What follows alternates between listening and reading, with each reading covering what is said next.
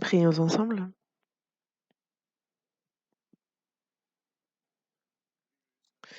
Dieu notre Père, toi qui nous aimes, toi qui es saint et miséricordieux. Dieu, nous étions éloignés de toi et agissions dans le péché, mais tu es venu nous trouver. Par nos mauvaises œuvres, nous étions tes ennemis, mais pour nous, pécheurs, c'est Jésus qui est mort à notre place et qui a versé son sang et ainsi éternellement lavé nos péchés.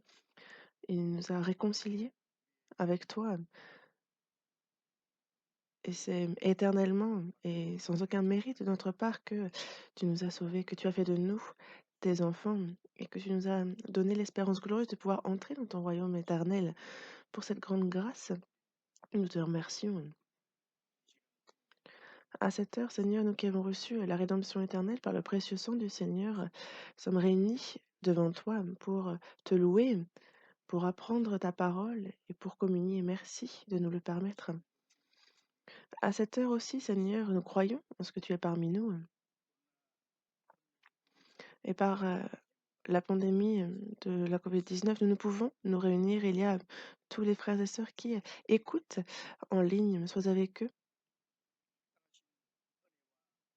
Accorde-leur la grâce qui leur convient, que ta puissance les accompagne. Nous prions ardemment pour eux, pour ton Église dans toute la Corée, dans le monde entier, pour ceux qui, malgré les difficultés, gardent la foi, prêchent ton évangile, pour tous ces frères et sœurs, Seigneur, Jésus, sois avec eux. Par ta parole, par ta puissance, par ton amour, par ta main miséricordieuse, soutiens-les et qu'ils puissent toujours se confier davantage en toi. À tous les frères qui prêchent ta parole, par ton amour, par la puissance du Saint-Esprit, par ta main miséricordieuse, accompagne-les et qu'ils puissent avec courage et assurance prêcher ton évangile et guider beaucoup d'âmes perdues à toi, à ta parole, qu'elles soient sauvées et qu'ils puissent aussi édifier ton Église par l'amour que tu communiques à ceux qui sont malades. Accorde-leur d'être rétablis promptement. Ceux qui sont faibles dans leur cœur ou ceux qui sont tombés dans les tentations, accorde ta grâce à chacun d'eux, qu'aucun ne chancelle ou ne s'égare. En ton temps, tu nous donnes la parole dont nous avons besoin. Cette grande grâce, c'est vérité, c'est par elle que tu nous enseignes qu'à cette heure encore, il y a cette volonté sainte de ta parole que tu souhaites nous révéler maintenant. Enseigne-nous qui nous devons être et comment il nous convient d'agir devant toi. Nous avons prié au nom du Seigneur Jésus. Amen. Ça fait longtemps, mais on retrouve la chorale. Merci.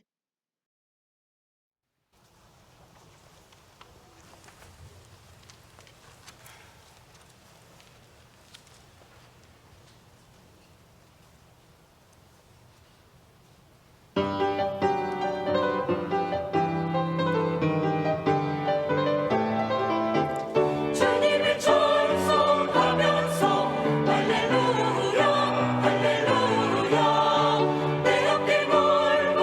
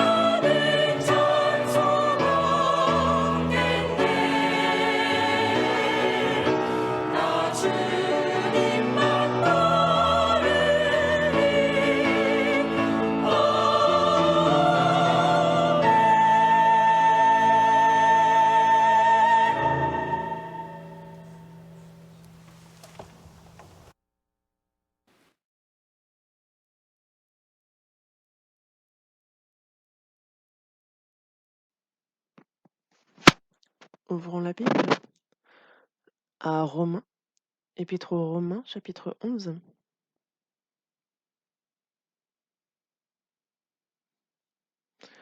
Romains, chapitre 11, à partir du verset 35 jusqu'au chapitre 12, verset 2. Romains, chapitre 11, du verset 35 au chapitre 12, verset 2.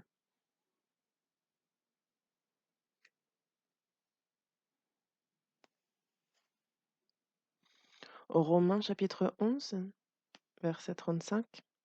Qui lui a donné le premier pour qu'il ait à recevoir en retour?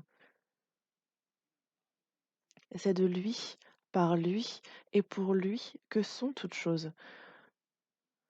À lui la gloire dans tous les siècles. Amen. Je vous exhorte donc, frères, par les compassions de Dieu, à offrir vos corps comme un sacrifice vivant, saint, agréable à Dieu, ce qui sera de votre part un culte raisonnable. Ne vous conformez pas au siècle présent, mais soyez transformés par le renouvellement de l'intelligence, afin que vous discerniez quelle est la volonté de Dieu, ce qui est bon, agréable et parfait. Jusqu'ici?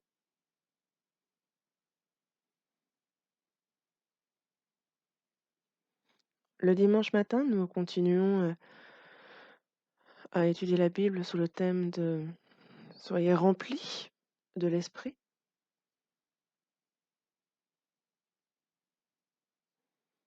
Et nous voyons ensemble en quoi cela consiste d'être rempli de l'Esprit et comment porter le fruit de l'Esprit. Le salut, on le reçoit par la grâce de Dieu. Après le salut aussi, cette grâce abondante qui nous est accordée, la vie, la puissance du Saint-Esprit, c'est en tant qu'enfant de Dieu, en tant que chrétien. C'est grâce à ça que nous pouvons vivre correctement notre vie de foi. Et c'est pour cela que nous ne suivons point les désirs de la chair, mais nous voulons marcher selon l'Esprit. Et pour ça, il nous faut être remplis de l'Esprit, comme il nous le dit. Et lorsque nous sommes remplis de l'Esprit, alors nous ne marchons pas selon les désirs de la chair. Et c'est au cœur de la puissance de Dieu. C'est donc pour sa volonté, pour sa gloire que nous pouvons désormais vivre. Dans Philippiens, chapitre 2, verset 13, il est dit que c'est Dieu qui produit en nous le vouloir et le faire selon son bon plaisir.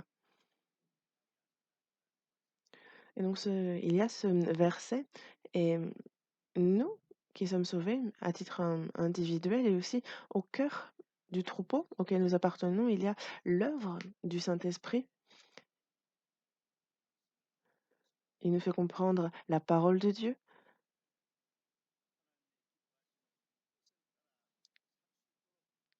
Il nous aide aussi afin que nous puissions vivre selon la volonté de Dieu. Il nous fait connaître quelle est cette volonté et il met en nous le vouloir et le faire vis-à-vis de cette volonté de Dieu qu'il nous a manifestée.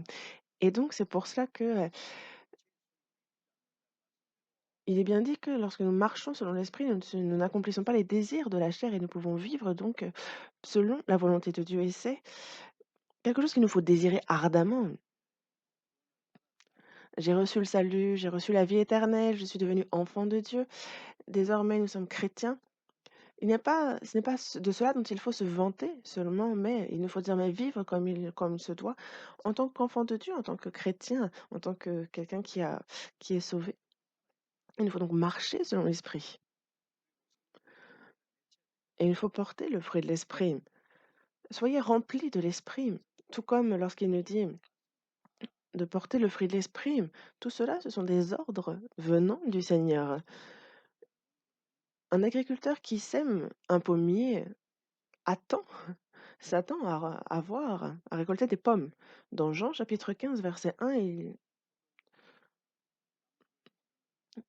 on nous parle du Père comme étant le vigneron qui a un cep, et le cep, c'est Jésus, et nous sommes le sarment attaché au cep. Et lorsque nous sommes attachés au Seigneur, alors toute personne attachée au Seigneur porte beaucoup de fruits. Et il y a en nous le Saint-Esprit et c'est pour cela que lorsque nous en sommes remplis et que nous marchons selon l'Esprit, alors nous portons le fruit de l'Esprit. Le fruit de l'Esprit, ce n'est pas une option, je peux le porter ou je ne peux pas, comme je veux. Non, un pommier doit donner des pommes. Ce n'est pas une option au sens où, si je veux, je porte, si je veux pas, je porte pas. Dans la parole, il nous est bien dit, il nous parle bien justement d'un figuier dont le vigneron voulait justement, des figues, mais il a attendu 3 ans et il a ensuite été, maudit parce qu'un figuier qui ne produit pas des figues est inutile. Et désormais, nous qui sommes enfants de Dieu, il faut que nous marchions selon l'Esprit, que l'on porte le fruit de l'Esprit comme il s'y attend, que nous soyons agréables à Dieu, que nous portions des fruits qui lui soient agréables. Dans Romains chapitre 6, versets 21 et 22, il est dit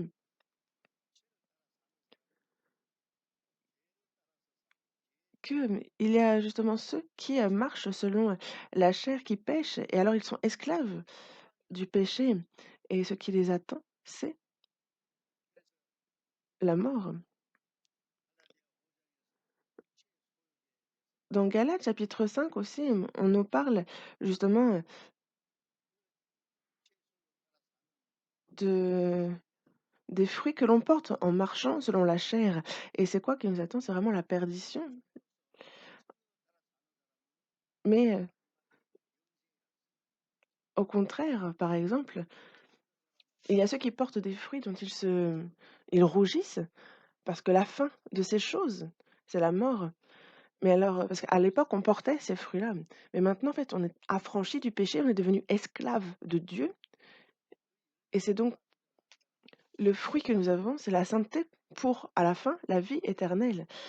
Et donc, après notre salut, c'est par la grâce de Dieu, c'est dans la vérité et selon sa parole, quand nous marchons selon l'Esprit que, évidemment, nous pouvons porter, des fruits agréables et nous portons les bons fruits. Mais si on ne porte pas du tout de fruits, alors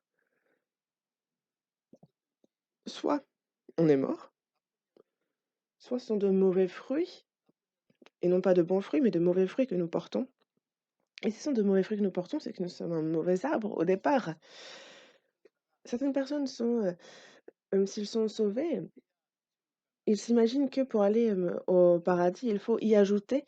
Donc on ajoute à la grâce de Dieu plus la prière ou la grâce de Dieu plus ceci ou cela. Mais croire en cela, ça c'est un autre évangile. Ce dont je vous parle, c'est qu'une personne qui est sauvée, une personne qui a la vie, qui a reçu la vie de Dieu, qui a Dieu en lui et qui marche justement selon l'esprit, porte forcément des fruits. C'est comme tout bon arbre portera de bons fruits. Désormais, se contenter de dire que nous avons reçu le salut et de se reposer sur nos lauriers. Non, on ne peut pas vivre comme ça, non, au final, c'est impossible. En tant qu'enfant de Dieu, mais en tant que chrétien, il nous faut vivre comme il se doit. Et la Bible nous parle tellement de comment il nous convient de vivre. Une fois que nous sommes sauvés, le Saint-Esprit nous le fait comprendre. Par la puissance du Saint-Esprit, justement, nous sommes aidés. Et c'est pour ça que j'abordais les 9 aspects du fruit de l'Esprit. Et je vous parlais donc de la tempérance, en est le dernier aspect. Et il y a tellement de versets, de paroles sur cette tempérance qu'il nous faut avoir que je prends amplement le temps justement de vous en parler.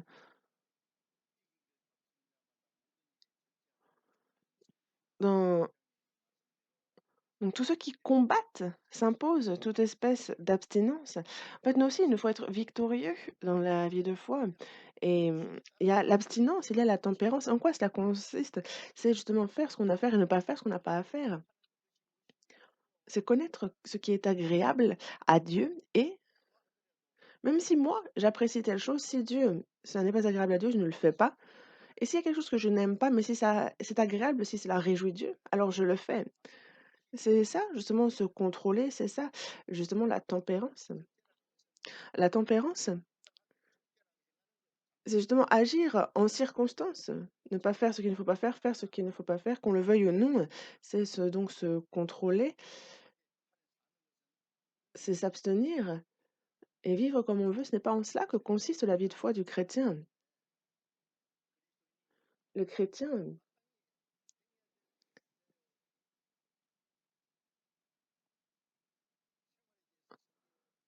la Bible nous parle justement à maintes reprises, de comment il nous convient de vivre.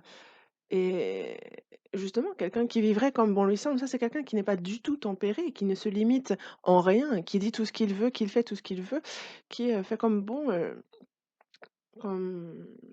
lui semble. Ce n'est pas une vie de tempérance. Désormais, que ce soit notre vie,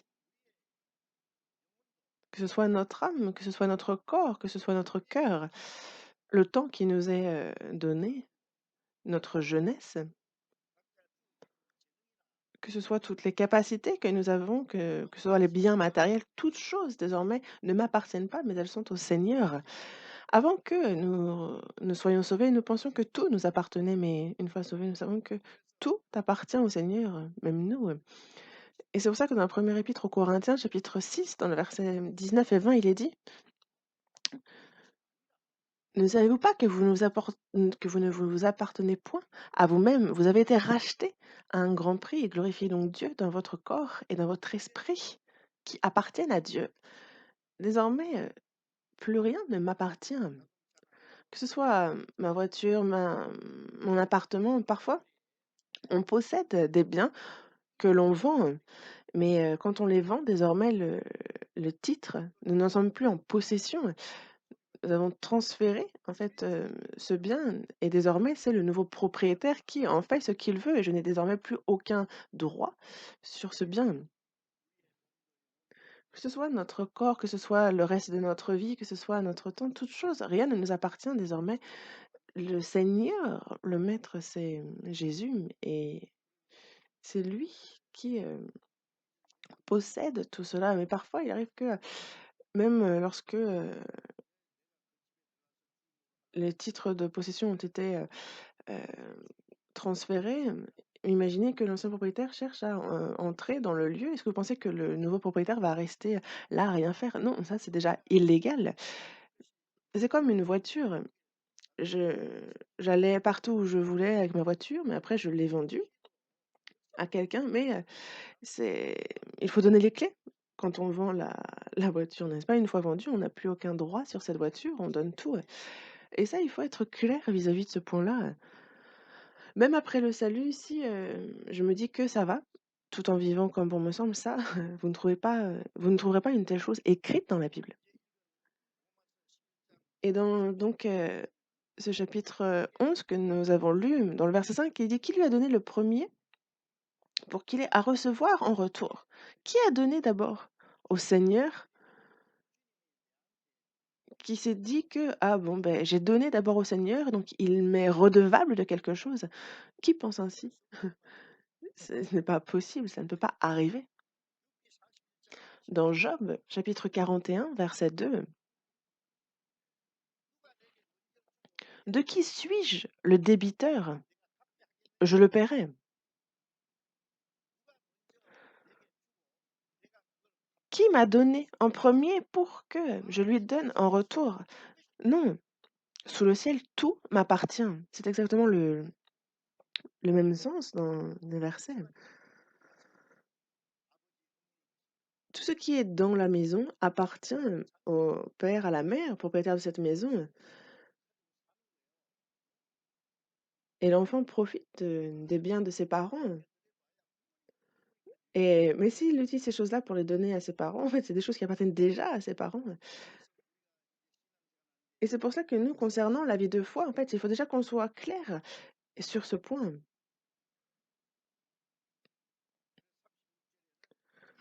Dans le verset 36, il est dit: «C'est de lui, par lui et pour lui que sont toutes choses». Toutes choses ont été créées par Dieu elles sont là par lui et c'est pour lui qu'elles sont encore là. L'univers, tout ce qu'il a, toute la création est le fruit du Seigneur. C'est lui qui gère, qui dirige, qui maintient tout cela. C'est de lui, par lui et pour lui que sont toutes choses. Et tout retourne à lui pour sa gloire. À lui la gloire dans tous les siècles. Amen. Tout est pour la gloire de Dieu. L'homme a été fait à l'image de Dieu. C'est aussi, ça aussi, c'est pour la gloire de Dieu. Le fait qu'il nous ait sauvés, c'est aussi pour sa gloire. Et c'est moi qui efface tes transgressions pour l'amour de moi. Et notre salut aussi, c'est pour sa gloire. Et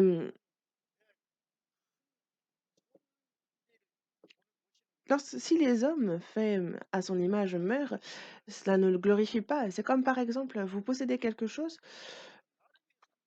et c'est lorsque vous possédez quelque chose, vous l'avez acheté à un certain prix, et désormais ça vous appartient, et vous l'avez acheté pour vous.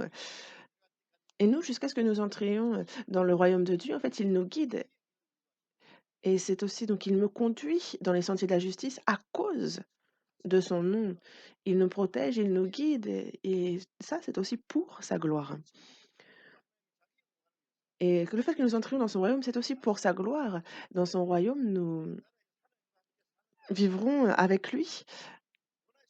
C'est ce qu'il veut, c'est ce qui lui est agréable, c'est ce qui le glorifie. Et donc tout est pour la gloire de Dieu. À lui la gloire dans tous les siècles. Amen. C'est un verset simple et pourtant tout est dit dans ce verset. Dans le chapitre 12, Romains chapitre 12, verset 1, il est dit donc, je vous exhorte donc,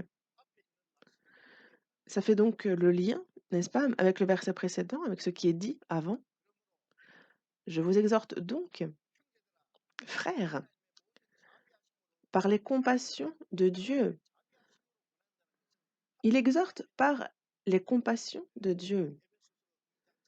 Dans Éphésiens chapitre 2, verset 4, il est bien dit justement que c'est par ce grand amour, par sa grande miséricorde, justement, c'est par cela qu'il nous a sauvés. Cette miséricorde, cette compassion, justement, c'est l'amour de Dieu, justement, les sentiments qu'il a pour nous, nous qui étions morts à cause de nos péchés, pour nous qui étions sous l'emprise du prince de la puissance de l'air et qui suivions les convoitises de la chair, qui étions ennemis, inimitié contre lui à cause de nos péchés. Il y a donc justement cette compassion, ce grand amour, cette grande miséricorde qu'il a eue pour nous, et c'est ce qui nous a permis d'être sauvés. C'est cet amour-là qui a fait de nous ses enfants. Et lorsqu'il nous dit: «Je vous exhorte donc frères par les compassions de Dieu», c'est que donc désormais vous avez revêtu la compassion, la grâce de Dieu, donc écoutez ce que j'ai à vous dire. Faites un peu ce que je vous dis, vous qui avez reçu cet amour, cette compassion. Je vous exhorte donc, frères, par la compassion de Dieu, à offrir vos corps comme un sacrifice vivant, saint, agréable à Dieu. Vous qui, qui avez revêtu la compassion de Dieu désormais, offrez vos corps à Dieu, car vos corps ne vous appartiennent pas non plus. Offrez vos corps comme un sacrifice vivant, saint, agréable à Dieu. Vos corps. Après notre salut et durant notre vie sur cette terre, nous avons ce corps. Dans ce corps, il y a l'âme, l'esprit, mon cœur, ma personnalité. Et offrir notre corps un sacrifice vivant à Dieu, c'est que ce soit ma force, que ce soit ma personnalité, que ce soit mon cœur, c'est toute chose qu'il faut lui consacrer.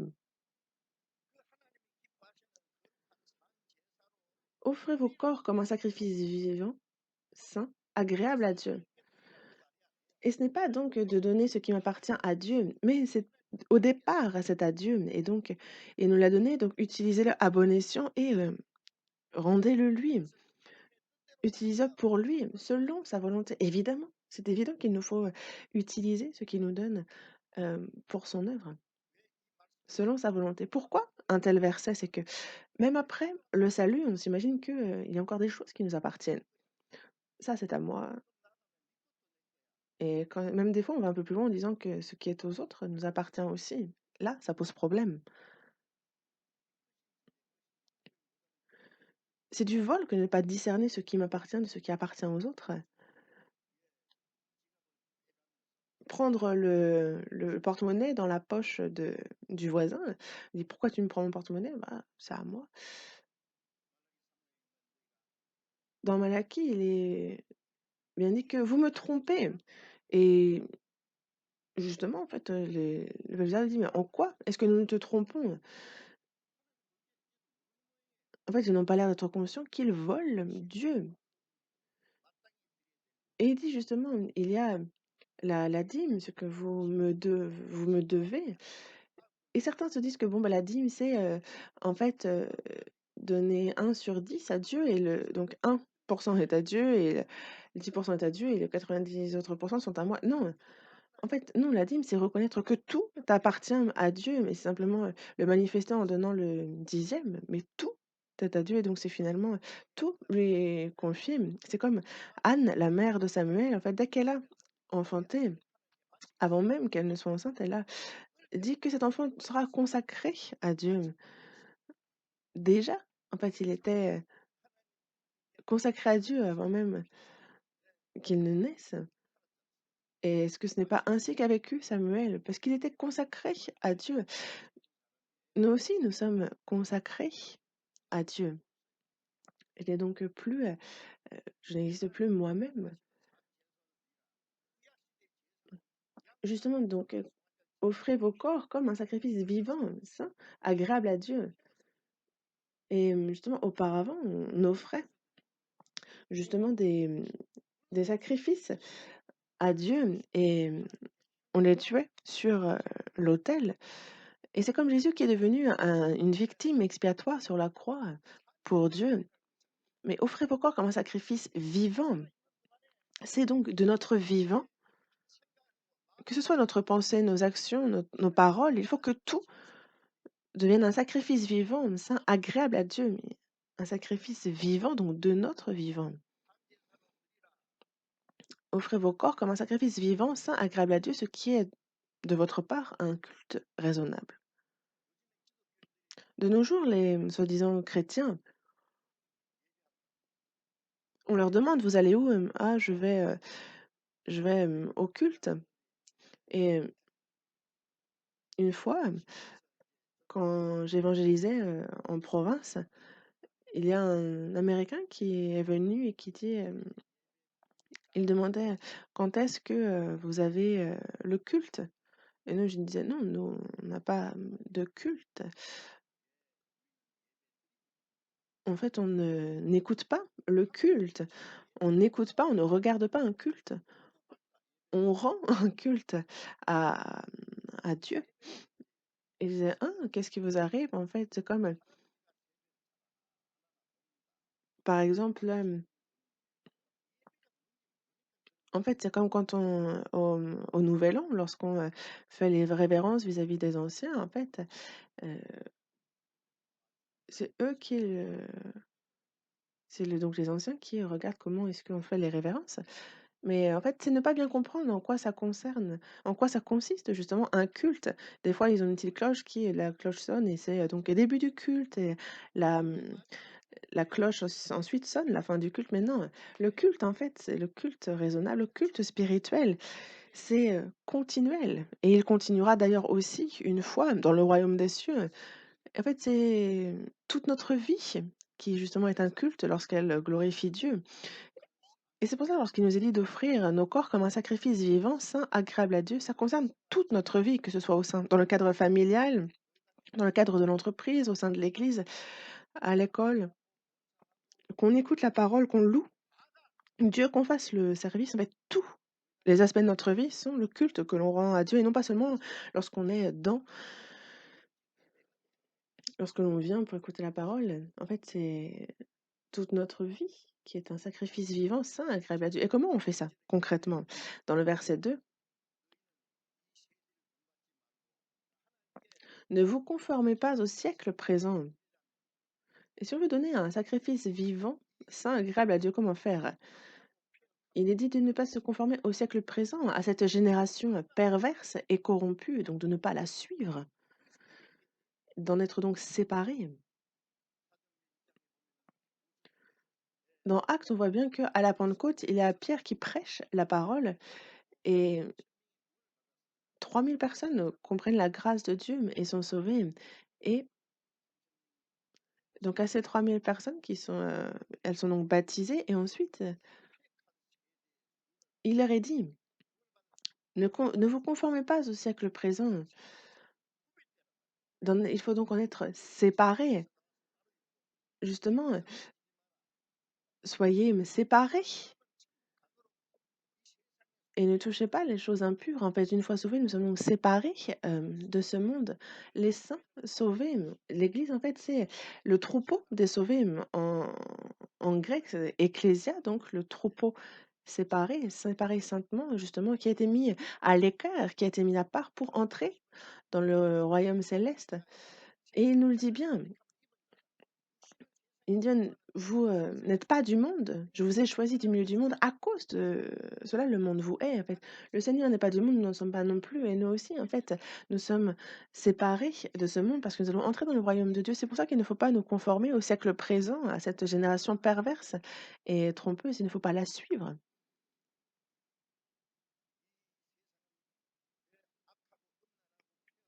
Ce monde est vraiment, pervers, il est vraiment, corrompu et il est sous l'emprise du diable et c'est pour ça que nous ne pouvons pas le suivre.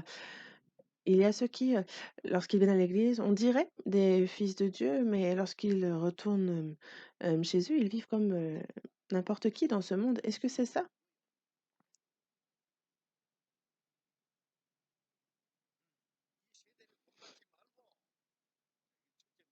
La première des choses, ne vous conformez pas au siècle présent, donc la première des choses, c'est d'être séparés. Mais il dit ensuite: «Mais soyez transformés par le renouvellement de l'intelligence». Si on n'est pas séparés de ce monde, on ne peut pas être renouvelé, transformé, parce qu'on serait donc, on ne peut pas être, transformé par, Dieu et par le monde en même temps. Non. Il est dit: «Soyez transformés par le renouvellement de l'intelligence». En fait, c'est chaque jour la parole de Dieu qui, par son esprit nous renouvelle, nous transforme chaque jour. Le salut, nous le recevons une fois pour toutes, mais, le salut dans notre vie, c'est, chaque jour, c'est comme un enfant, il vient au monde un beau jour et il grandit chaque jour et on le voit toute sa vie qui évolue, qui, change. C'est ça, on parle de changement. Soyez transformés par le renouvellement de l'intelligence. Quand nous sommes en Christ, donc, c'est comme si quelqu'un est en Christ, c'est une nouvelle créature. Les choses anciennes sont passées et voici toutes choses sont devenues, nouvelles. Nous avons été sauvés pour entrer dans le nouveau ciel et la nouvelle terre et il faut donc être renouvelés, devenir de nouvelles personnes et c'est comme être nés, nous sommes, donc, nés comme enfants de Dieu, nous sommes nés comme princes. Il faut donc désormais qu'on reçoive l'éducation digne d'un prince parce que si on agit comme des gangsters, en fait, ce n'est pas cohérent. Soyez transformés par le renouvellement de l'intelligence. C'est quelque chose qui se fait petit à petit. C'est un peu comme, ça prend 7 ans à une larve de cigale de devenir une cigale. Mais j'ai vu qu'aux États-Unis, ça prenait 17 ans. Ça a l'air d'être une espèce un peu différente. Mais il y a justement tout ce processus de transformation. En fait, justement, on voit elle change peu après, elle s'envole en tant que cigale. C'est comme la chenille qui entre dans son cocon, elle fait sa chrysalide et après, petit à petit ça change et ensuite, elle s'envole comme un papillon. Mais nous, de la même manière, en fait, c'est petit à petit, petit à petit, petit à petit qu'on est transformé et ensuite, au retour du Seigneur, c'est jusqu'à notre corps qui est transformé divinement. Mais il faut déjà que notre homme intérieur soit, transformé, que notre vie, que notre comportement, en fait, change. Soyez transformés par le renouvellement de l'intelligence, justement qu'en fait, notre caractère ressemble à celui du Seigneur. Auparavant, on disait plein de mauvaises choses, on avait plein de mauvaises pensées dans notre cœur, en fait, on se battait bien, on insultait, comme bon nous semble. Mais une personne, même une telle personne justement quand elle est sauvée, elle change, elle est transformée.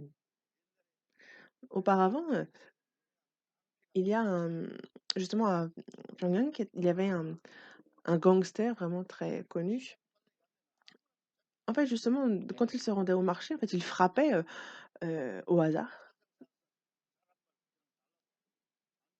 et justement, en fait, il demandait à ce qu'on lui donne, les sous, sinon il retournait tout le stand et donc en fait, il frappait tellement, en fait, lui, c'était quelqu'un qui ne trouvait pas le sommeil s'il n'avait pas frappé plusieurs personnes dans la journée et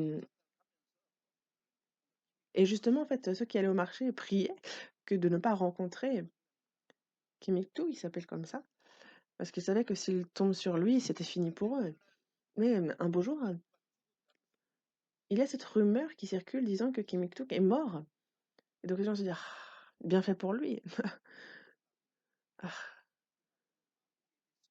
désormais on ne reverra plus cet homme méchant» et donc, bah, c'est vrai qu'il est mort, c'est quand même, triste, c'est quand même pas rien et donc justement, ils se sont quand même rendus, aux funérailles, de ce gangster et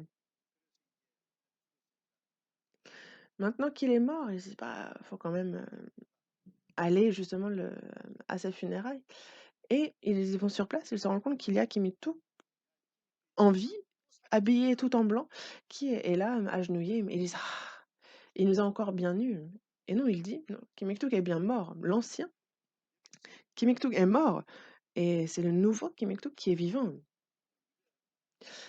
Mmh. Je ne vous raconte pas des histoires, hein, c'est réellement arrivé. Il a rencontré un missionnaire, qui l'a battu. D'ailleurs, il a battu ce missionnaire mais ce missionnaire ne s'est pas, rebellé. Il a plutôt prié en prenant la main de Kim Il-sung et il l'a pardonné et ça a complètement surpris Kim Il-sung. Il a dit: «Mais, il y a même ce genre de personnes qui existent» et il a écouté la parole, il a compris la grâce de Dieu. Il a, reçu le salut et c'est pour ça qu'il dit que l'ancien Kim Il-sung est mort et que le nouveau Kim Il-sung est là, sous vos yeux. Il est devenu un pasteur célèbre à Pyongyang. Dans tous les cas, nous aussi, en fait, après que nous ayons reçu le salut, nous sommes devenus une nouvelle personne. Les choses anciennes sont passées, voici, toutes choses sont devenues nouvelles. Il faut qu'on puisse le dire avec assurance. Peu importe qui j'étais avant, ça c'est du passé. Moi je suis mort avec Christ, ça j'ai été enterré, ça c'est fini, je suis devenue une nouvelle personne. Est-ce que ça, vous pouvez le dire? Soyez transformés par le renouvellement de l'intelligence. Ça aussi, c'est quelque chose qui petit à petit, ça prend un petit peu de temps. Il y a ce processus de croissance, de transformation. Soyez transformés par le renouvellement de l'intelligence et discernez quelle est la volonté de Dieu, ce qui est bon, agréable et parfait. Et donc plus on est transformé, plus on en vient à savoir ce qui est bon, car la volonté de Dieu est ce qui est bon, puis ce qui est agréable, et enfin ce que Dieu considère comme parfait. Il nous faut donc discerner cela, vivre en discernant quelle est la volonté de Dieu. Ce qui est bon, agréable et parfait. Il y a des choses que moi je peux considérer comme bonnes, mais qui ne le sont pas aux yeux de Dieu. Il y a ce qui peut m'être agréable, mais qui ne le soit pas du tout à Dieu. Et il y a aussi ce que Dieu considère comme parfait, sa volonté parfaite. Soyez donc parfaits, comme votre Père céleste est parfait. Et donc, pour que l'on atteigne cette perfection, il nous faut pour cela discerner d'abord quelle est la volonté de Dieu, ce qui est agréable, saint et parfait à ses yeux. Et pour ça, il nous faut que dans notre vie, nous offrir notre corps comme un sacrifice vivant. Quand on a discerné, compris la volonté de Dieu et vivre selon cette volonté, c'est cela que justement un culte raisonnable, c'est ça, un sacrifice vivant pour Dieu. Et donc c'est pour cela que les chrétiens ne peuvent pas parler à la légère. Il ne nous faut pas non plus avoir de mauvaises pensées, ne pas faire ce que Dieu déteste, mais plutôt suivre sa volonté, faire ce qui lui est agréable et faire toujours davantage ce qui est bon à ses yeux. Ça, c'est un culte raisonnable. Certains justement vivent, comme bon leur semble toute la semaine et le dimanche, ils vont à l'église, ils se mettent sur leur 31, ils vont à l'église, ils chantent des cantiques et ils disent: «Ah, Dieu reçoit ce sacrifice vivant». Est-ce que c'est ça? Un sacrifice vivant? Ça, c'est se moquer de Dieu. C'est comme sacrifier à Dieu des bêtes qui seraient borgnes, qui seraient boiteuses. Et donc ça, ce sont ceux qui méprisent le Père, qui méprisent son nom. Désormais,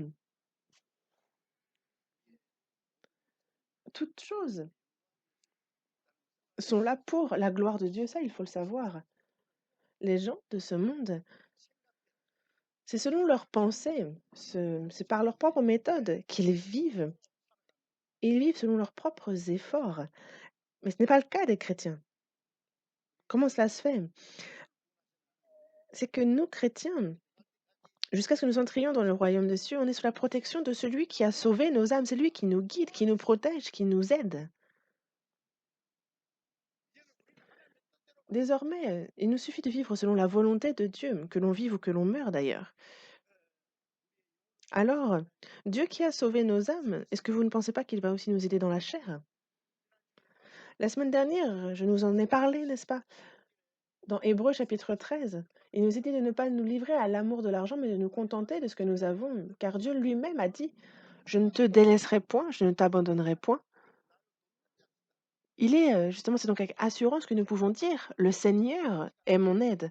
Il y a ceux qui, dans ce monde, s'appuient sur leur propre, force, qui, vivent selon leur méthode, mais nous, non, on s'appuie sur Dieu. Est-ce que ça veut dire qu'il faut juste fermer les yeux et le laisser, tout faire? Non, mais nous, il faut que nous vivions selon sa volonté. Il nous l'est dit dans Matthieu chapitre 6 verset 33: «Cherchez premièrement le royaume de Dieu et la justice de Dieu. Alors toutes ces choses vous seront données par-dessus». Il faut dire que nous, on recherche le royaume, la justice de Dieu. Ensuite, lui se charge du reste. C'est une promesse qui nous a été faite. C'est comme ça que ça se passe lorsque nous, on remplit notre part du contrat. Il faut que donc ce soit selon la foi que l'on marche dans sa volonté. Romains chapitre 14 versets 7 et 8.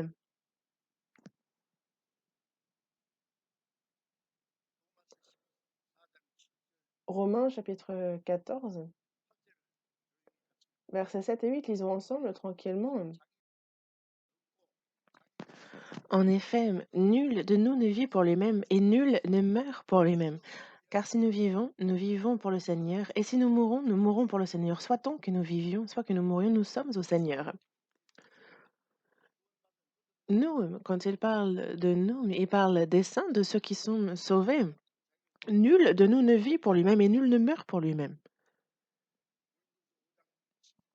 Dans la seconde épître aux Corinthiens, chapitre 5, verset 15, il est dit qu'il est mort pour tous.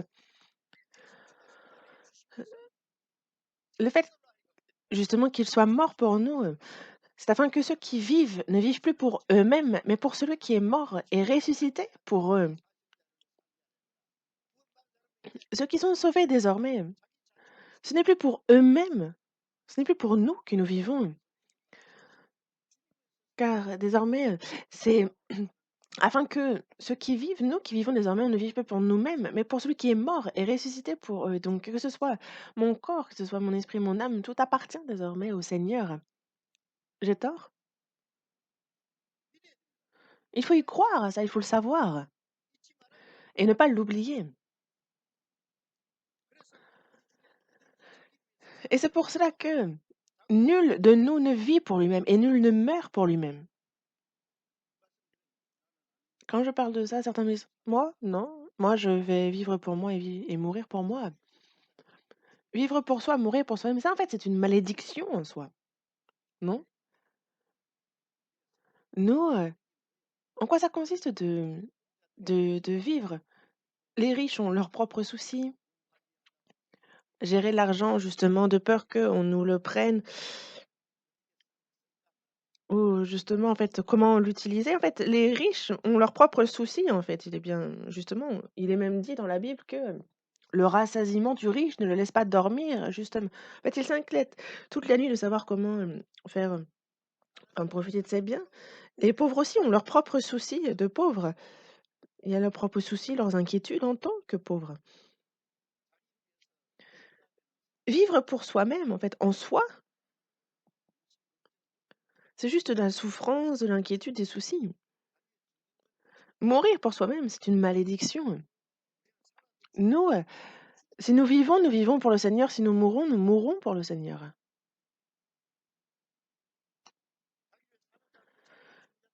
Nul de nous ne vit pour lui-même et nul ne meurt pour lui-même. Ça, c'est correct. Nous vivons pour le Seigneur et nous mourrons pour lui et c'est la plus grande gloire que l'on puisse connaître. Vivre pour le Seigneur, mourir pour le Seigneur. Si nous, soit donc que nous vivons, soit que nous mourions, nous sommes au Seigneur. Si je vis, c'est pour le Seigneur. Si je meurs, c'est pour le Seigneur. Que je vive ou meure, je suis au Seigneur. N'est-ce pas que je vive ou que je meure? Nous appartenons au Seigneur, c'est pour ça. Évidemment, ça coule de source. Nous sommes au Seigneur.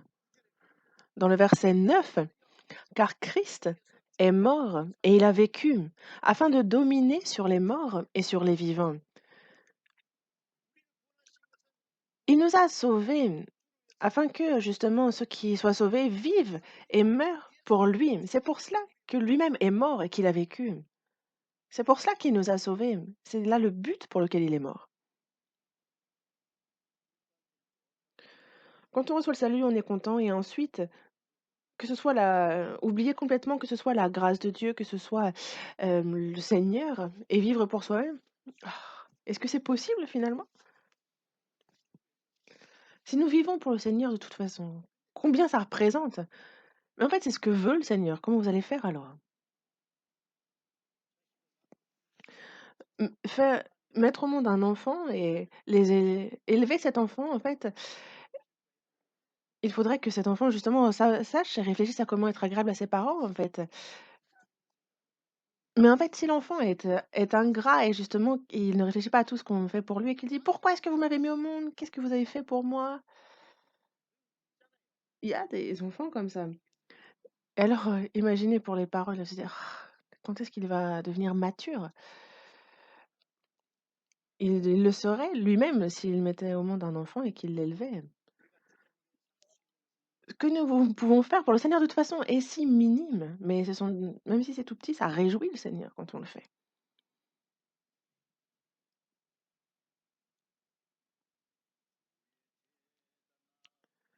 Devant l'autel du Seigneur, après avoir tout consacré, je serai parfaitement en lien avec Dieu. Après avoir tout sacrifié devant l'autel de Dieu, je serai en communion parfaite, comme des amis. En fait, c'est comme 2 amis. Il y en a un qui vraiment aime son ami, qui se sacrifie pour lui et l'autre, reste indifférent. Est-ce que vous pensez qu'il peut y avoir, qu'ils peuvent y avoir communion, qu'ils peuvent être ensemble en fait?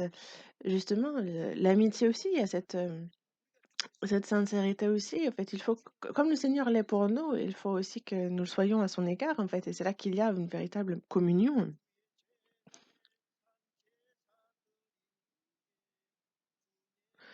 Après avoir tout sacrifié devant l'autel du Seigneur, après lui avoir tout donné, alors c'est lui qui, hem,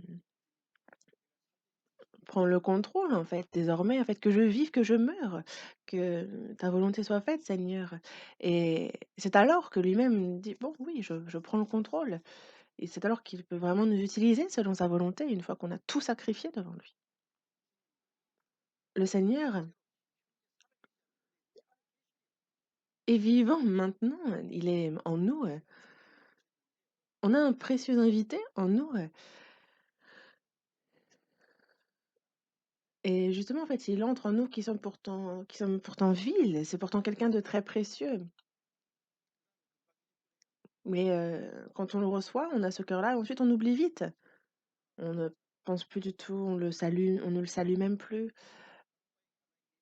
On lui dit: toi tu restes dans la chambre et moi je vais aller, ici et là. Est-ce que vous allez laisser, est-ce que vous pensez qu'un tel invité a envie de rester chez vous?» Il doit se dire: «Mais pourquoi je suis là?»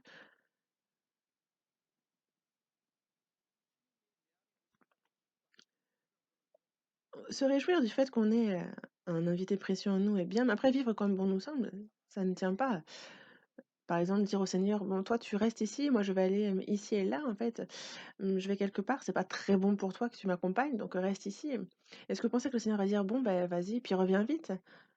Non, en fait, il n'a pas d'autre choix que de venir avec nous, il est en nous, mais vous voudriez emmener le Seigneur n'importe où? Si on y réfléchit, en fait, vraiment, c'est ça, non? Luc, chapitre 12.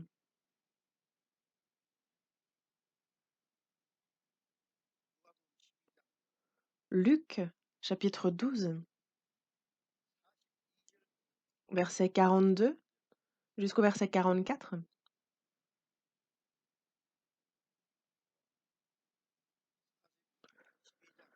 Luc, chapitre 12, verset 42 à 44. Et le Seigneur dit: quel est donc l'économe fidèle et prudent que le maître établira sur ses gens pour leur donner la nourriture au temps convenable? Heureux ce serviteur que son maître, à son arrivée, trouvera faisant ainsi. Verset 44. Je vous le dis en vérité, il l'établira sur tous ses biens. Ici, le Seigneur dit: quel est donc l'économe fidèle et prudent? Ici, on nous parle d'un économe fidèle et prudent. Qu'est-ce qu'un économe? C'est celui à qui l'on a confié, un propriétaire a confié ses biens et il en a confié la gestion.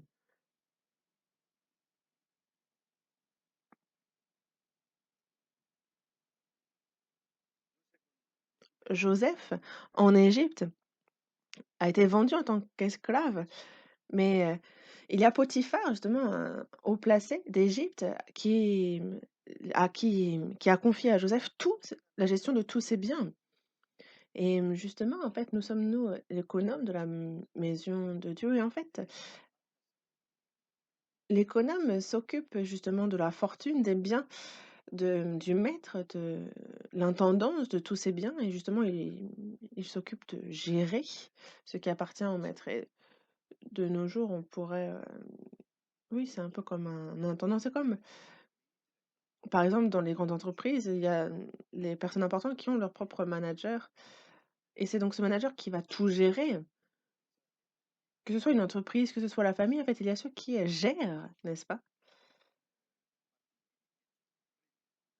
Donc certains ont ces fonctions-là et en fait, un économe, c'est un peu ça et on a donc un économe fidèle et prudent. Un économe fidèle et prudent est celui qui connaît donc la volonté du maître et qui la suit, qui est donc qui suit la volonté de son patron et ça, c'est important. Parfois, imaginez qu'il prenne dans la fortune de son maître ou justement, en fait, qu'il prenne sa part. On ne peut pas dire de cet économe qu'il est fidèle, mais il faut que cet économe gère les biens vraiment selon la volonté, de son patron, de son maître. Quel est donc l'économe fidèle et prudent que le maître établira sur ses gens pour leur donner la nourriture au temps convenable? Ici, en fait, on voit qu'il y a le maître qui a de nombreux gens. Par gens, on appelle les serviteurs, mais ici, en fait, dans d'autres traductions, il n'est pas dit gens. En fait, des fois, c'est vraiment traduit comme gens ou comme serviteurs. Mais on dit de la maison de Dieu que donc son église, c'est aussi la maison de Dieu et il y a beaucoup de saints dans sa maison, de gens. Mais l'économe ici, ce n'est pas quelqu'un en particulier. Nous tous, enfants de Dieu, nous sommes économes pour les biens de Dieu. que ce soit mon corps. Même ce corps ne m'appartient pas. Il faut donc, bien le gérer, ne pas manger de mauvaises choses, prendre soin de notre santé, en fait, on doit aussi gérer notre propre corps et agir aussi, selon la volonté de Dieu aussi, garder notre cœur, le temps, les capacités que Dieu nous donne, en fait, nos biens, car tout appartient à Dieu et donc il faut bien gérer cela selon la volonté de Dieu. C'est ça qu'être un économe, fidèle et prudent. Un économe fidèle et prudent que le maître établira sur ses gens pour leur donner la nourriture au temps convenable, qui selon la volonté de Dieu va justement bien gérer sa maison, donner la nourriture aux gens selon les besoins. C'est ça qu'un économe fidèle et prudent. Et heureux ce serviteur que son maître à son arrivée trouvera faisant ainsi. Imaginez, le Seigneur est parti loin et jusqu'à ce qu'il revienne, il y a l'économe qui gère bien tout, la maison, tout cela. Alors, le maître se réjouit justement, sachant que son économe remplit bien sa tâche, qu'il soit là ou pas, et ce jusqu'à ce qu'il revienne. Nous, on nous a confié les choses du Seigneur. Le Seigneur nous a confié c'est bien, il faut donc que l'on soit des économes fidèles et prudents.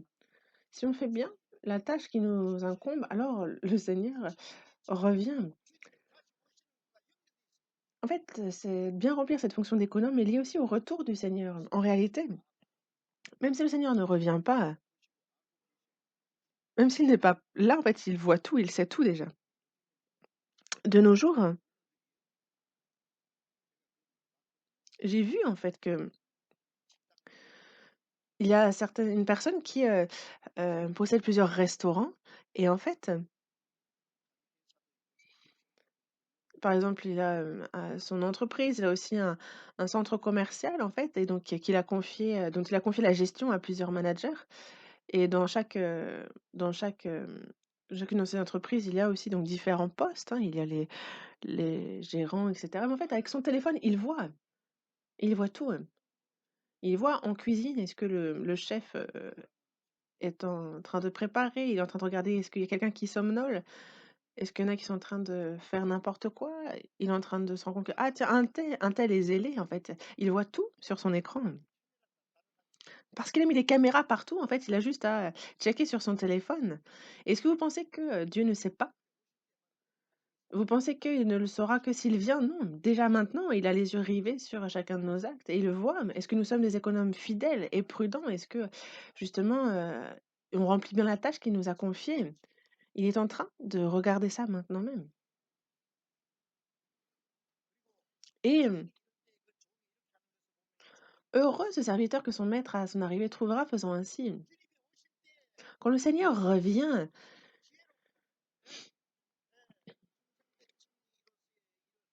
si on est un économe fidèle, sage, prudent, alors, lorsque le Seigneur revient à cette personne-là, mais il donne une rétribution, justement, il y a la bénédiction qui attend cet économe.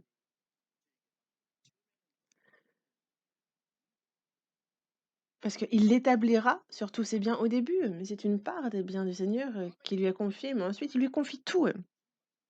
Qu'est-ce qu'il dit par là?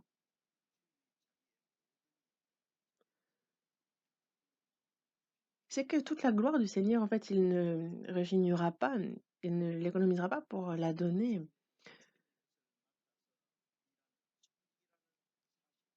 Et il nous faut savoir que nous sommes économes. En fait, Dieu nous a donné la gestion de ses biens. Et justement, je suis au Seigneur et je suis un économe qui gère les biens du Seigneur. Et c'est comme un roi. Imaginez un roi qui ait confié tous ses biens à un économe, en fait. Et vous imaginez bien que l'économe sera dans la crainte de savoir que ce sont les biens du roi qu'il a à gérer. Il sera donc fidèle, prudent, parce qu'il sait très bien que le moins dérapage peut être grave pour lui, il le sait. Mais Dieu, le créateur des cieux, de toutes choses, lui qui est le roi des rois, lui qui est Dieu notre Père, c'est Il y a donc ce qu'il nous a confié, mais si on est complètement désintéressé de cela et que l'on fait ça à la légère, est-ce que vous pensez que c'est possible d'agir ainsi, de faire ça sans réfléchir, de faire, comme bon nous semble en fait, quand on en a envie? Non, ça c'est pas être un économe, c'est, se considérer comme étant le maître, le propriétaire de ces choses-là, alors que nous ne le sommes plus, nous ne sommes plus maîtres de rien.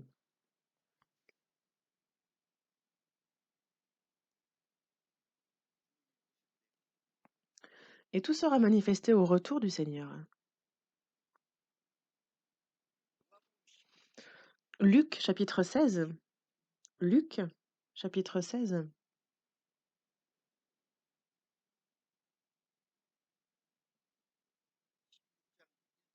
verset 1.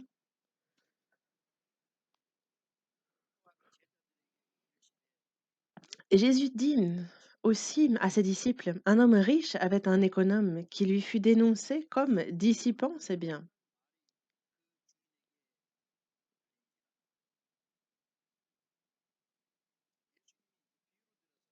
C'est une parabole prise par Jésus qui explique à ses disciples, en fait, il parle de cet homme riche, cet économe, parce qu'à l'époque, il y avait ce système-là, il y avait donc cet homme riche qui est Dieu, cet économe, et donc cet homme riche, le Seigneur, Dieu, cet économe qui symbolise justement tous les saints, tous les sauvés, comme il le dit. Mais ici, on voit que cet économe dissipe les biens de son maître. En fait, c'est ça, le maître en a entendu parler. C'est donc pas un économe prudent, fidèle. Ce n'est pas un tel économe, au contraire,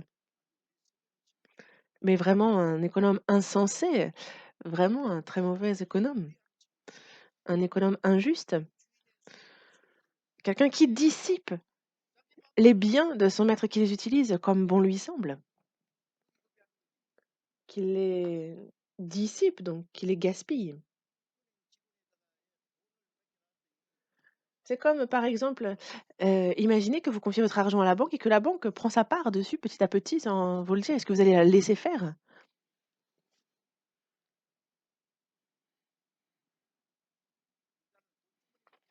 Judas, on lui a confié la bourse et petit à petit, en fait, il prenait sa part. Il prenait dedans et ensuite il a été jusqu'à livrer Jésus. C'est sa propre, âme finalement qu'il a livrée et il est tombé en enfer.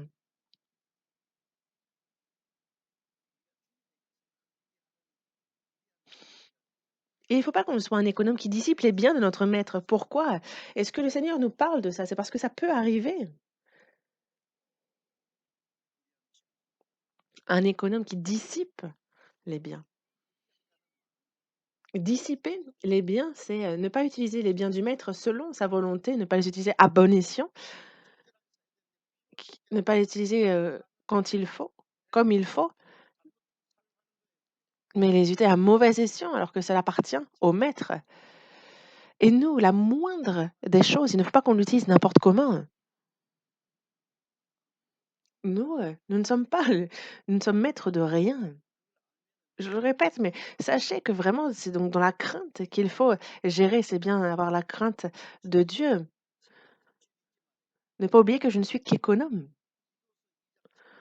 Dans Tite chapitre 2, il est dit de ne rien dérober, mais de toujours montrer une parfaite fidélité, de ne rien dérober, mais de montrer une parfaite fidélité. La fidélité, si on regarde les sinogrammes, en fait, on voit qu'il y a donc le centre, ensuite on a le sinogramme du cœur, et ensuite à côté, la réalisation. Et donc, c'est justement la fidélité consiste vraiment justement d'accomplir donc les choses en ayant du au cœur. C'est là qu'on peut donc être fidèle et donc ainsi ne pas dérober en tant qu'économe les biens de Dieu, parce que certains font comme bon leur semble, comme ils veulent, et ils prennent leur part. Hop, comme on dit, in the pocket. Mais ce n'est pas parce que l'argent est dans votre poche qu'il vous appartient. C'est parce que vous gagnez de l'argent que c'est votre argent. C'est pas parce que vous avez de l'argent sur votre compte que cet argent vous appartient. Avant de recevoir le salut, on peut penser ainsi, mais après avoir reçu le salut, cela ne m'appartient pas. Il n'y a rien qui m'appartienne, tout est au Seigneur. La semaine dernière, je vous en parlais déjà dimanche. Il faut justement bien discerner ces choses-là, en fait. Il y a ce que moi je peux utiliser et pour ma famille aussi, ce que j'utilise pour mes parents, pour les frères et sœurs, pour le Seigneur. En fait, ce sont des choses que le Seigneur nous a confiées, il faut bien, les répartir. L'économe ne va pas mourir de faim, en fait, il y a aussi une part pour lui, mais ensuite le reste, ça, c'est pour, autre chose. Il faut bien discerner ces choses. C'est là la prudence, la sagesse et d'être fidèle. La vie du chrétien, ce n'est pas dans l'à peu près justement, c'est dans les moindres détails, selon la parole, la méditer, prier, y réfléchir profondément,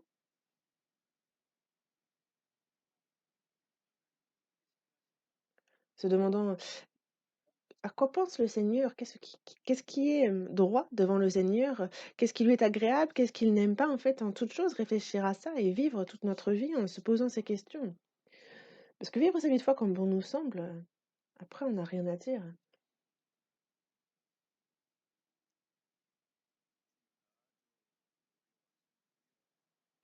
Et c'est quelque chose qui, énerve vraiment le Seigneur.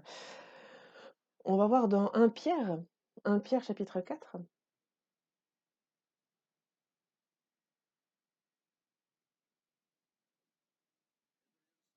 1 Pierre chapitre 4, versets 10 et 11.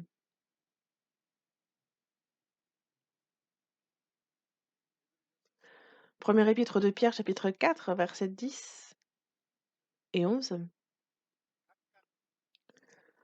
Comme de bons dispensateurs des diverses grâces de Dieu, que chacun de vous mette au service des autres le don qu'il a reçu. Si quelqu'un parle, que ce soit comme annonçant les oracles de Dieu. Si quelqu'un remplit un ministère, qu'il le remplit selon la force que Dieu communique, afin qu'en toute chose Dieu soit glorifié par Jésus-Christ, à qui appartiennent la gloire et la puissance au siècle des siècles. Amen. Ici, comme de bons dispensateurs de diverses grâces de Dieu, que chacun de vous mette au service des autres le don qu'il a reçu. Il y a le Seigneur qui nous a sauvés, il nous a donné tout ce dont nous avions besoin dans la chair. Et c'est pour cela que nous sommes de bons dispensateurs qui avons reçu diverses grâces de Dieu. On a reçu diverses grâces de Dieu, elles nous ont été données aussi, afin que on le mette au service des autres. La grâce de chacun, le don de chacun, certains ont la santé, certains ont les compétences, certains ont la jeunesse. Il y a en fait ces dons que l'on a reçus de Dieu. Certains appellent ça aussi les talents, ce n'est pas faux. C'est aussi ça peut être nos biens, ça peut être notre position. C'est différent pour chacun d'entre nous et c'est pour cela qu'on nous parle des diverses grâces de Dieu et d'être de bons dispensateurs de ces grâces.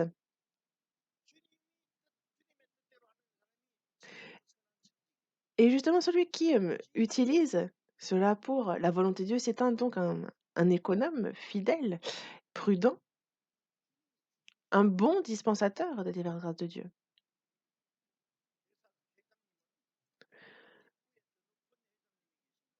Et il faut savoir que pour tout président, il y a quelqu'un au-dessus du président même. Et il faut savoir que, tout président devrait savoir qu'au-dessus d'eux, président d'entreprise ou autre, il y a quelqu'un au-dessus d'eux. C'est comme tout chef de famille, tout père sait qu'il y a au-dessus de lui, plus grand que lui.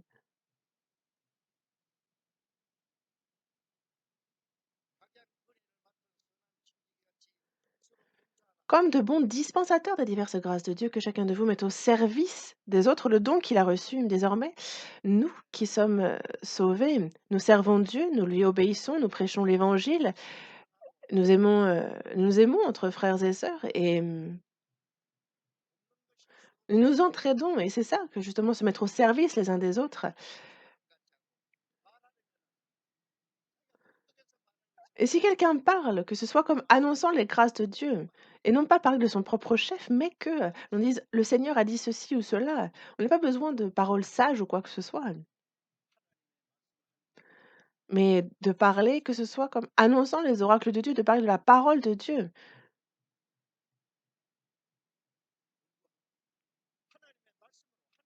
Et c'est donc, parler, comme annonçant les oracles de Dieu, disant: «La parole de Dieu dit cela, Dieu dit cela». Et non pas, citer telle ou telle citation célèbre de telle ou telle, personne célèbre. Après, pas que cela n'apporte rien, mais il ne faut pas placer ces paroles de personnes célèbres avant même, elles sont pas plus particulières que ce que Dieu dit. Mais si quelqu'un parle, que ce soit comme annonçant les oracles de Dieu et si quelqu'un remplit un ministère, qu'il le remplit selon la force que Dieu communique. Il y a cette force que Dieu communique et en fait, ça permet on est un peu comme on le retransmet. Ne pas le faire avec sa propre force, mais de remplir un ministère avec la force que Dieu communique. Cette force que l'on reçoit de Dieu et il faut vite la redonner en fait. On la communique aussi.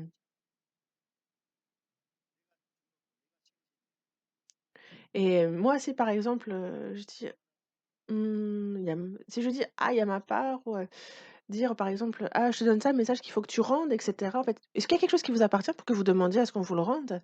Est-ce que c'est, le fruit de vos efforts?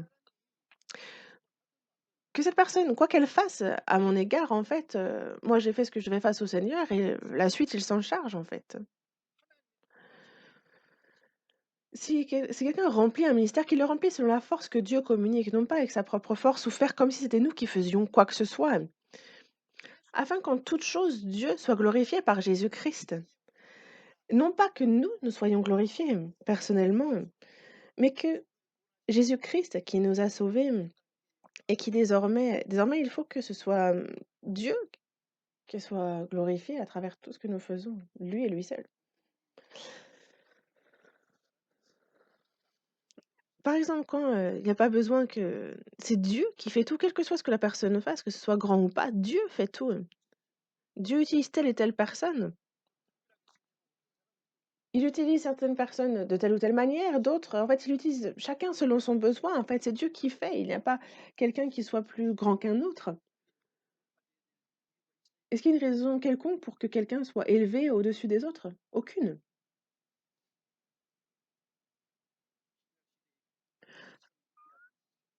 Dans le Nouveau Testament, justement, à cette époque, en fait, il y a des apôtres remarquables qui, ont écrit 14 des livres du Nouveau Testament. En fait, si vous regardez la vie de l'apôtre Paul qui a été donc décapité à la fin, en fait, simplement, on a vraiment c'est l'impression que c'est Jésus qui est revenu, à la vie vraiment. Mais est-ce que l'apôtre Paul s'est vanté de quoi que ce soit? Il a dit: «Je les pécheurs, j'en suis le premier. Il a dit être il a dit que: «Moi, je suis le premier des pécheurs et pourtant il m'a sauvé». Il a dit ensuite être le moindre de tous les saints.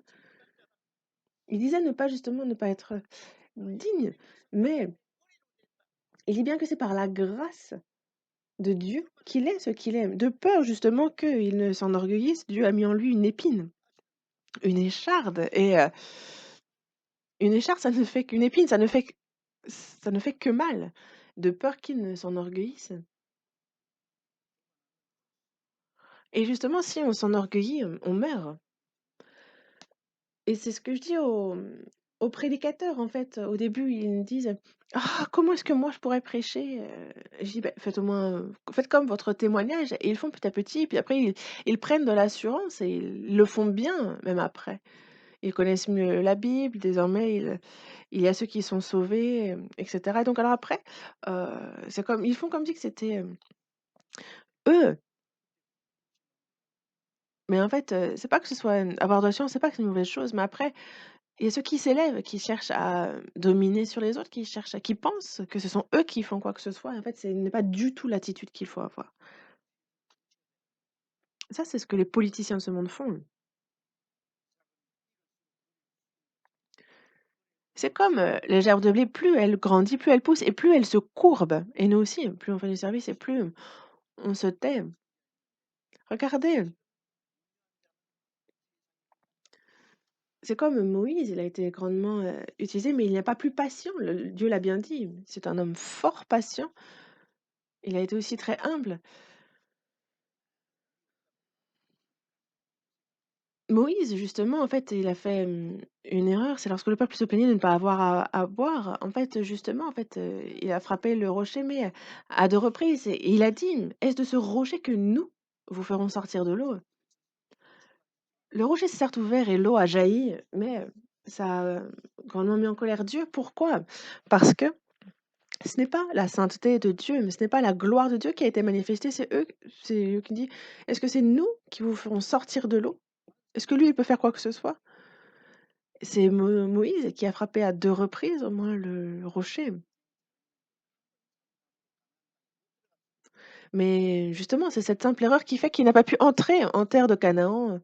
Lui qui l'a désiré durant 40 ans, à traverser le désert, il n'a simplement vu la terre de Canaan, il n'a pas pu y entrer. Pourquoi? Parce qu'il a péché contre la sainteté de Dieu.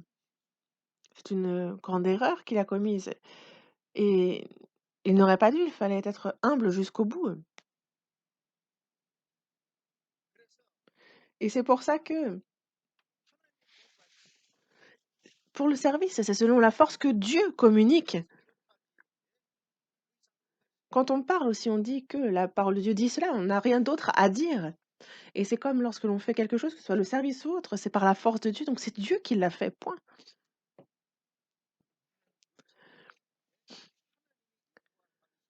Et quand toute chose, Dieu soit glorifié, à lui à qui appartiennent la gloire, la puissance, au siècle des siècles.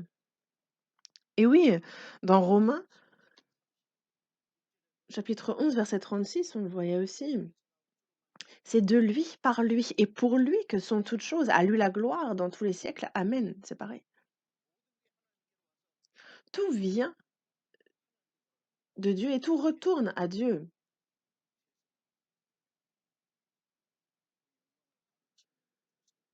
Car si justement on voile cette gloire, alors c'est notre mort. Et donc désormais, il ne faut pas oublier une seule seconde que nous sommes économes. Que ce soit concernant ma vie, ma santé, que ce soit mes biens, que ce soit ma jeunesse, toute chose en fait, toute chose nous a été confiée par grâce par le Seigneur. Les chrétiens,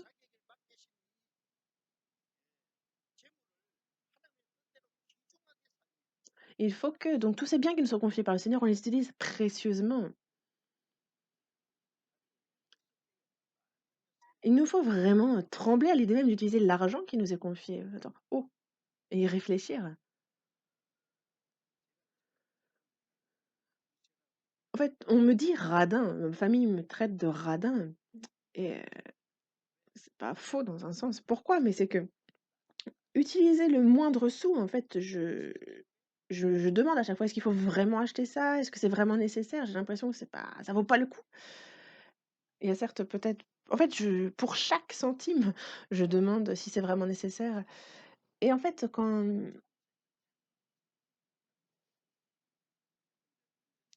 moi-même, je conduisais une voiture pour aller à Pusan, en fait, car il y avait des séminaires un peu partout.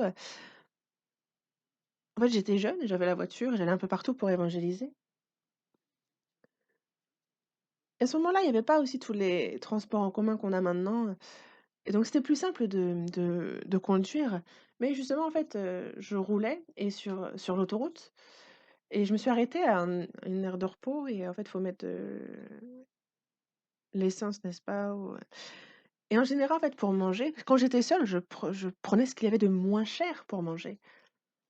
Même le café, en fait, que ce soit, vous avez, tous ces, tous ceux qui vendent les cafés, mais ça, c'est riche, alors que si vous allez à la machine à café, c'est à peu près une vingtaine de centimes et vous avez un café tout à fait potable.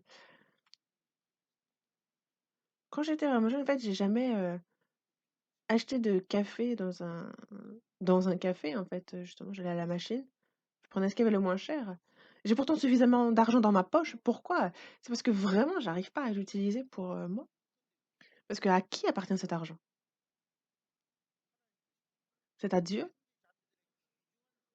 C'est le précieux, don des frères et sœurs. Il m'a simplement été confié.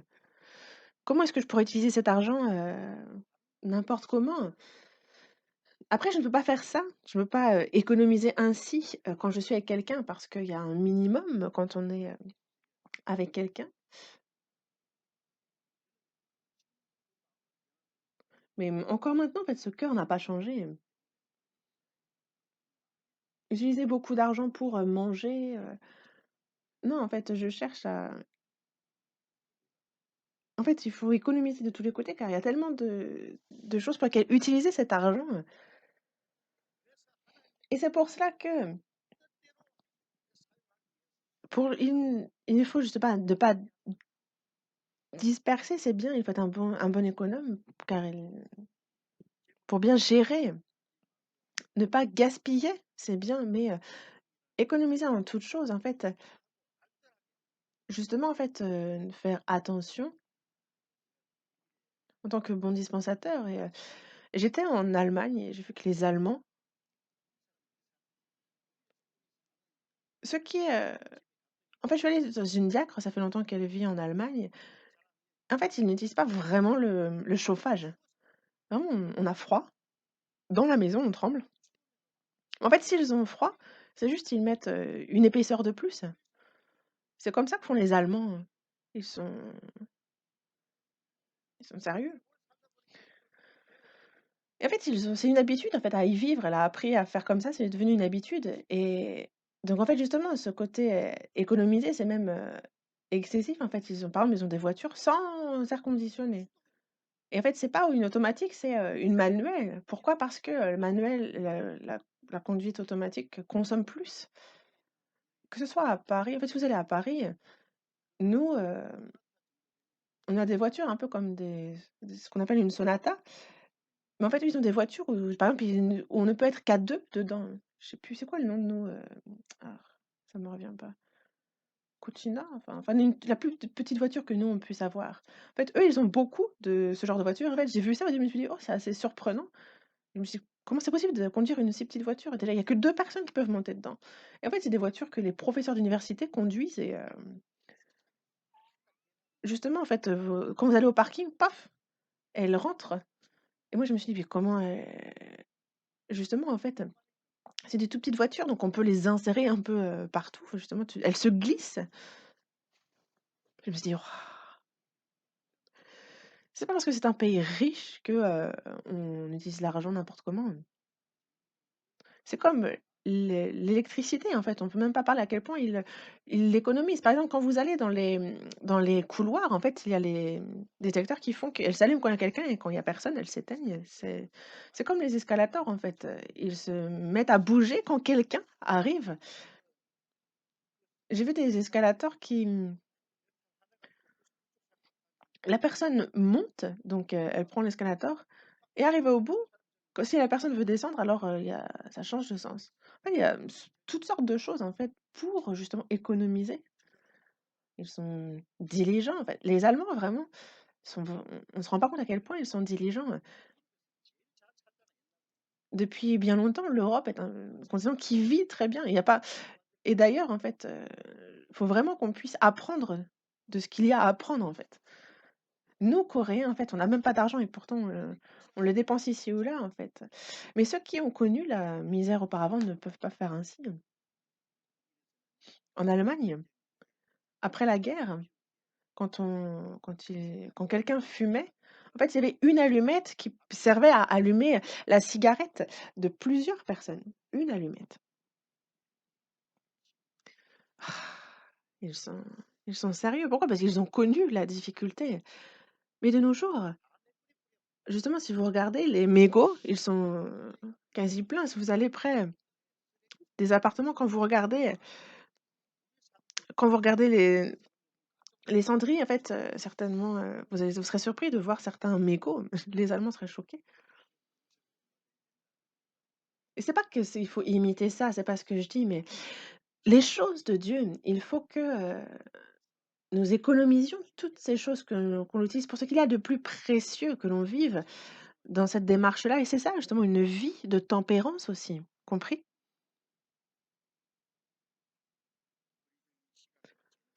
Le temps, les efforts, que ce soit les compétences, que ce soit les peines que se donnent les chrétiens, en fait, et que ce soit aussi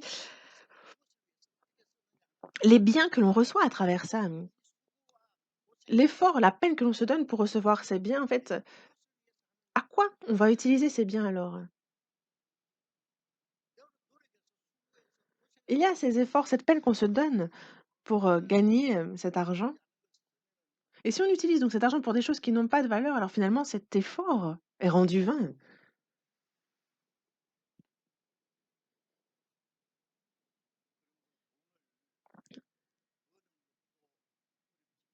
C'est difficile de gagner de l'argent,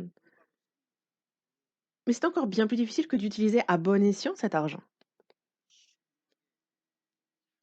avec sérieux, parce que sinon, cet effort, cette peine peuvent, qu'on se donne peuvent être vaines et aux yeux de Dieu, ça peut être comme dissiper, comme gaspiller les biens qui lui appartiennent et c'est de ça dont j'aimerais vous parler, de ne pas vivre comme les gens de ce monde, mais nous de travailler, avec zèle, de gagner cet argent, et de l'utiliser pour ce qu'il y a de plus précieux. Il y a tellement à faire. On m'a contacté il y a 2 jours, en fait, il y avait un typhon aux Philippines et en fait, il y a des maisons gigantesques qui se sont effondrées, mais il y a 9 maisons de frères et sœurs qui s'étaient effondrées aussi. On m'a contacté pour me dire ça et j'ai vu les photos et donc aux Philippines, en fait, ils se sont engagés à s'entraider et nous avons dû aussi participer. Nous avons beaucoup à faire. Regardez combien vivent dans la difficulté, même parmi les frères et sœurs. Et il y a ces âmes qui doivent être sauvées, elles qui sont traînées vers l'enfer. Il y a beaucoup à faire pour elles.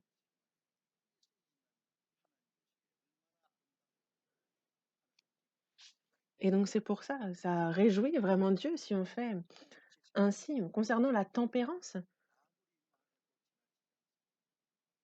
et donc il n'y a pas d'excès dans la tempérance.